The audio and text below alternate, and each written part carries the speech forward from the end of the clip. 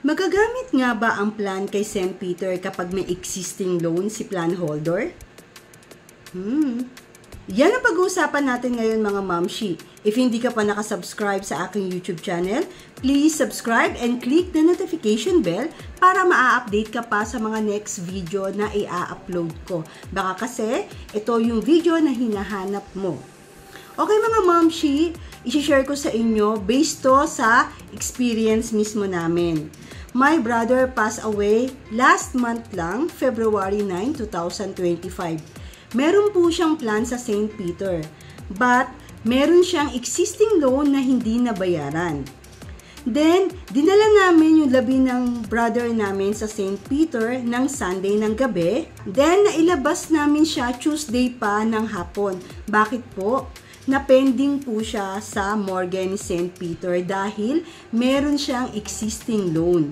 Pagbalik namin nung Monday sa St. Peter office, sinabi sa amin na kailangan daw namin ng kasulatan, kailangan naming makiusap na gagamitin ng brother ko yung plan niya kahit may existing loan.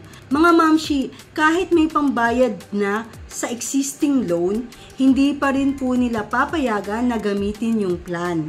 Ang kailangan po ay gumawa ng kasulatan sa head office na nakikiusap ka na gagamitin yung plan kahit may existing loan. Pero babayaran mo naman yung existing loan. Then, ang approval nun mga mamshi, more than 24 hours.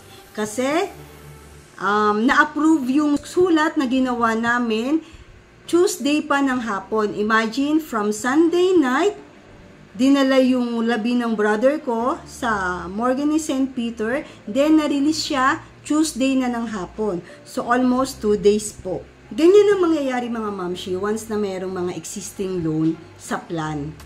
Maaabala po talaga yung gagamit na plan. Kaya dapat, bago mag-due date, babayaran na po yung mga loan sa plan ni St. Peter. Kasi kapag yan ay ginamit na yung plan, kahit may pambayad pa sa na i-loan or sa existing loan, hindi pa rin po yan tatanggapin sa opisina. Kailangan pa po ng approval talaga sa head nila.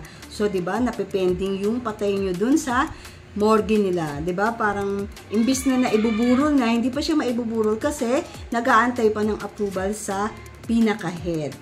So, yun lang mga mamshi ang may share ko for today's video. Sana po nakatulong sa inyo. Maraming salamat sa panonood. Keep safe and God bless.